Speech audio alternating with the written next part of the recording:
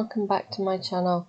This is just going to be an update of where I am with all the redevelopment of plot 16, or plot 1 as I usually call it, and I just want to keep you up to date. So these are the little snippets that I've been recording throughout April and May.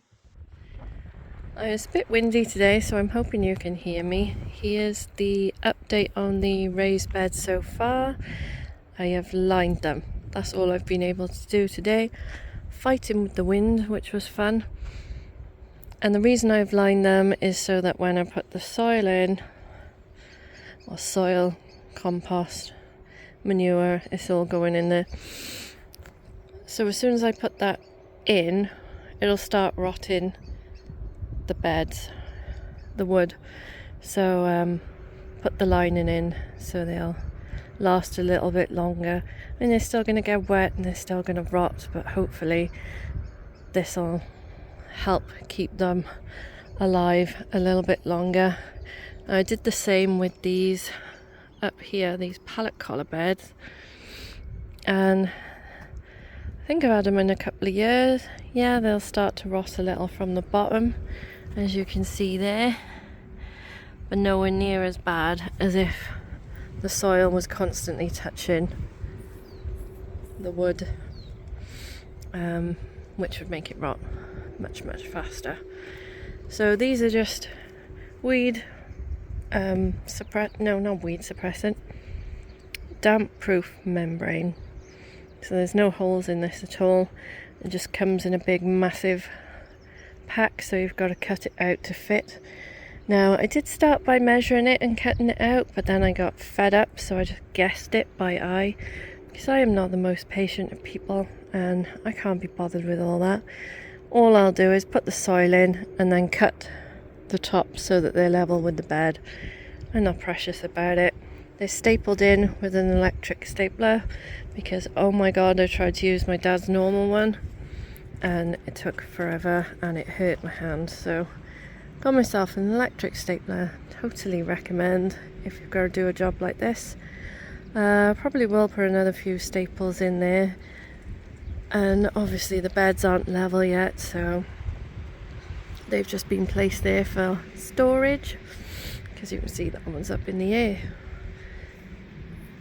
But hopefully we'll be able to complete the last one, put the 2 pallet collars on the end, and that'll be filling the beds then and doing the paths. So there's a little bit of wood chips left, but I'm not sure that'll be enough for all this. And then we've got to do, once we've finished these beds and filled them, I'm going to do in front of the greenhouse and tidy that up a bit. Hopefully it should look lovely on here then, and I can concentrate on some weeding, because the weeds are starting to grow now. Ooh, look at all that rhubarb. I think I might take some home for my dinner.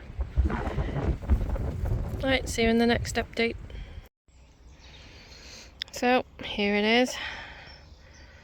Not finished, but getting there. So, the wood chips go down here, up there, so we've got to do in front of everything there, and we've now got space on the end here. I was going to put the pallet collars, but some of them rotted, so I couldn't. So we got some old decking boards that I found. I'm just going to make little, I don't know, what do you call it, little raised bed with, so I can put some flowers in or something. But the mare's tail gets through here, so if I can stop it somehow from coming up here, although I'm sure there's some that will come through, and then we can start cleaning that bit up and get in front of the shed sorted, and in front of the polytunnel, and in front of the greenhouse, and then this plot should look pretty. So there's no update on the beds yet. Tomorrow we're getting a delivery of topsoil, It's vegetable topsoil, so it's mixed with, I think it said sand, the sharp sand, compost and soil. So that'll be going in here with some farmyard manure. That'll all be mixed up and then ready to go. What I'm going to do is fill these beds and then put black plastic over the top until they're ready for the beans to go out and stuff, because the weed seeds will get in there. As you can see, I want to stop this grass coming through, and it's everywhere. I might have another dig around while I'm waiting for that bulk delivery tomorrow. So we've got loads of rhubarb. I might have to get picking some of that because I can't even walk up that path anymore. And there you go. No news on this yet. Hopefully tomorrow I'll be able to show you the full beds. We'll see. So I've got a bulk bag of vegetable compost, a jumbo bag, and we've got some walking to do, some beds to fill. Alright, so we had some well-rotted farmyard manure in bags in the polytunnel. Obviously I never told you that before because I didn't want people going in there and getting it. So I think I had 18 bags in there, and we've built these raised beds this morning while we were waiting for the topsoil to be delivered. So we've put compost in the beds. Then we've started burrowing in the topsoil, as you can see. I'm just putting 2 in at a time for the moment to see how far it goes. That's the farmyard manure first, and then the topsoil. And it looks pretty good. This is vegetable topsoil from Quality Garden Supplies. I got myself 1,200 litres. So I did calculations, and hopefully it should be enough to fill all these raised beds, and maybe have a little bit left over to top up some of the others. We'll see. But yeah, it's looking good. I'm just going to borrow it from down there because the pump truck couldn't get any further up the hill. The joys of living on a mountain. Unfortunately, that big bag, my calculations were wrong, and it wasn't enough to actually do all the raised beds. So I think they were about an inch off the ground, so it was not enough at all. So instead I bought some more compost. Now, I lost the before picture, but this is after adding the compost and then rotivating the compost and the manure and the topsoil all together so that I could get it all mixed up, ready to put black plastic on the top of them. So this is how it looks so far. It's not looking bad. The beds are quite full. I'm not spending any more money on compost.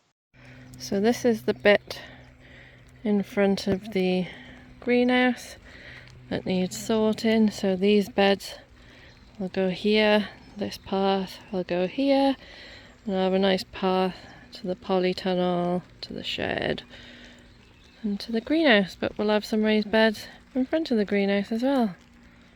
We've resorted to digging in the rain now just because there's so much to do. And this probably wasn't a good idea because we just got mud everywhere. So it's a bit rainy, but there was a little path by there, and we decided to move that down so that we can have a nice walkway here. Well, not walkway, we're going to move these beds in front of the greenhouse here so that I can have a path there going to the polytunnel, and then it'll just come down here for the greenhouse as well. So that'll look nice, and I can put some stuff in front of the greenhouse, because I used to have a door that opened outwards, so you couldn't do that, but these are slidey doors, so anything is possible. So this was the 3rd of May, and this is how we're going on so far. Moved all those beds together, and just digging out in front of the greenhouse to put some more raised beds in front of there. Even though it's raining, I'm just very conscious of time now, and that things need to be going on and things need to go out.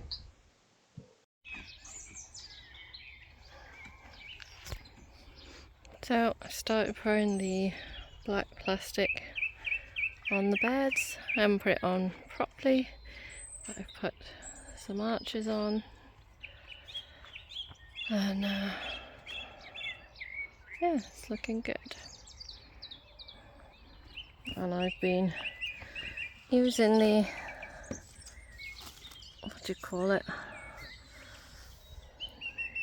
blowtorch to seal the edges so they don't fray.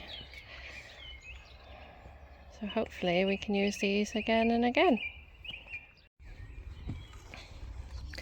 Right, so the black plastic is on most of the beds, as you can see. I haven't cut holes in or anything yet. And then we've got archways.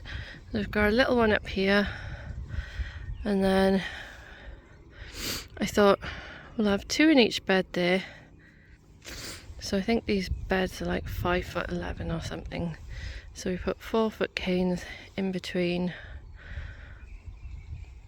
the space of the archways, so that once we put the netting over, it'll just be. So as you can see, I've tied 4-foot canes in between each archway. I'm not sure how they're going to last, or these canes will probably outlast the archways, to be honest, because they're really flimsy and cheap.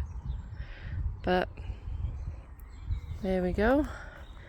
So I'm going to get some more cable ties, fit them in more firmly, put netting over the top, and then we've got a peacock in the distance, and we have 5'11" beds with just about the same amount of growing space. Then there's some beans, so I think I'll try some French beans and runner beans on these, see how they do, as well as the wigwams that I usually do, which will be on the other sides.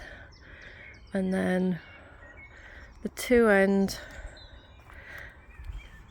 ones will either have some climbing flowers or tomatoes, maybe. We'll see. But I've still got to dig the stuff in there and cover those little beds. But yeah, plot 16, I want to call it plot 1, but it's not. Plot 16 is nearly done. Happy with that. So you can see what we're doing here. That was the path to the greenhouse.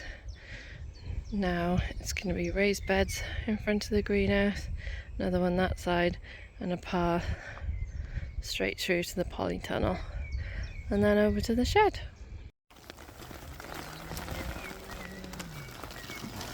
This bed is so full of couch grass. You can see why I have an issue with it. It's just ridiculous the amount that's in there. The waste soil as well, doesn't it? It does. There's so much in there. I just can't get it out. And this is a plastic tub, and it was literally climbing over there to get in there. Yeah. It's just infested. Dig a little bit.